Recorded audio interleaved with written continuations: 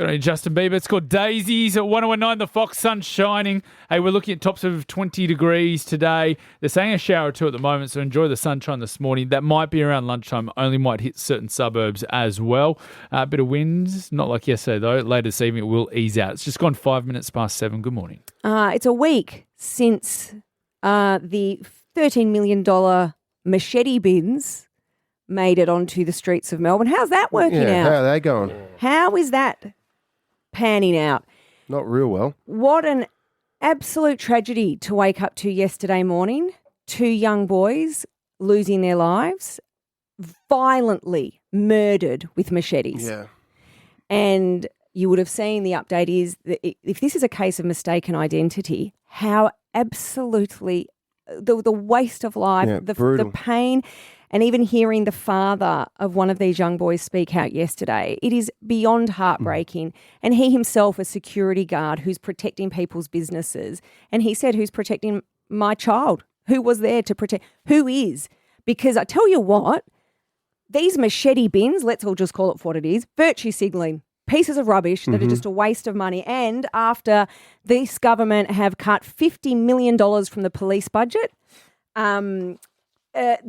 people, we're left to defend ourselves. If you've seen what people are now spending on home security, our insurance rates are going through the roof with the 59% increase in car theft over the last 12 months. It is staggering, the statistics that are being thrown around. And I thought what was really interesting, and in a really rare break with government and courts, one of our top cops, you might have seen yesterday afternoon, Inspector Graham Banks, he broke ranks and he's come out and he has said, youth crime is not in balance with community expectations, and he's called for tougher deterrence and tougher penalties. Good on him.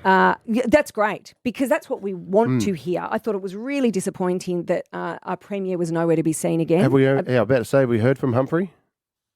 Oh, Humphrey B. Bear, never there.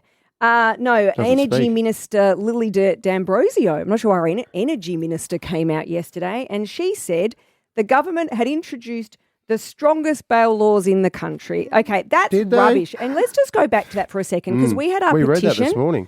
Our petition where we got 125,000 signatures in 2 weeks, the fastest growing petition in the history of change.org.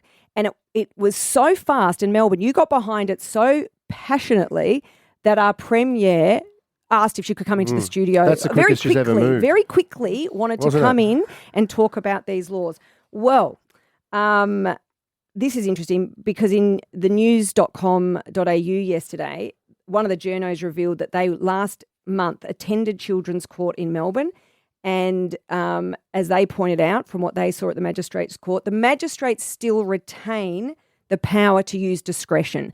So the laws, the bail laws aren't worth the paper they're written on. That is not a law. That is a suggestion for a magistrate. So I'm not the smartest man going around, Fee. So old mate Usain Bolt, which is our Premier, coming here that quick. She ran quicker than he did in the 100 and read out. She came in prepared, didn't she? She had all these papers and she was reading from it. So she said she listened to the community. But she's done that, but she actually hasn't. They just say it to look good. Like, hey, we're going to get machete bins. I'm now calling it, I'm going to use that word, virtue signalling. It's, look what we're doing. We've put something in writing.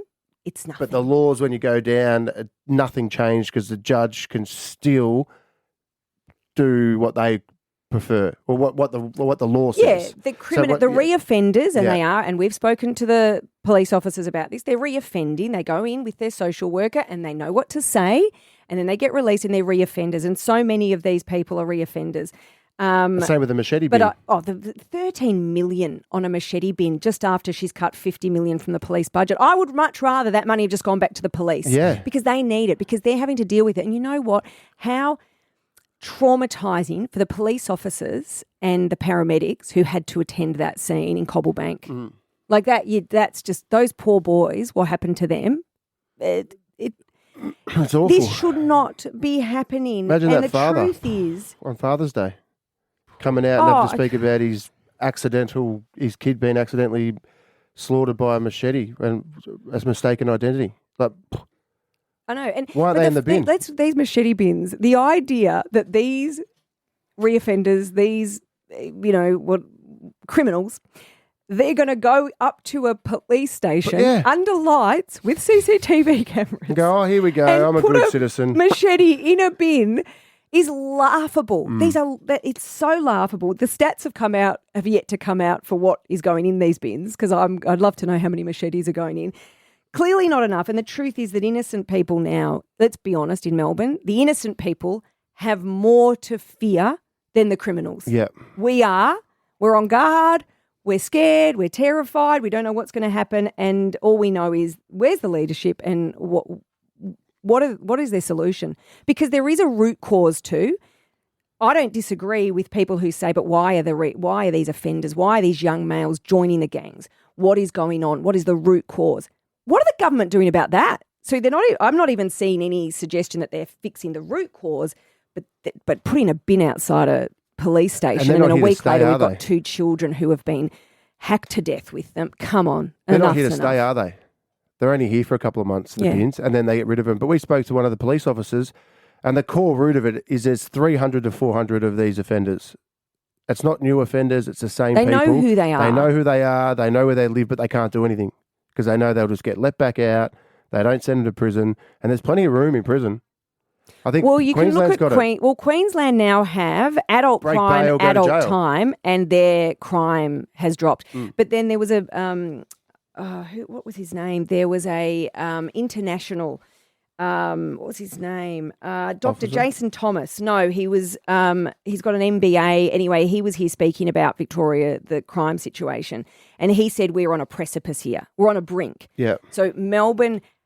Over the last year or two, we're rewiring ourselves to be ready for crime. Whereas it used to be, that was just an anomaly. There would be a news story and you'd think, gosh, someone got their car jacked. That's crazy. Now we're hardwiring ourselves to think this will happen and can happen. And once it's in your city, it does become like, as he said, Joburg, Cape Town. It just becomes a thing. So Melbourne should be on high alert and our leaders should be somewhere attempting to address this.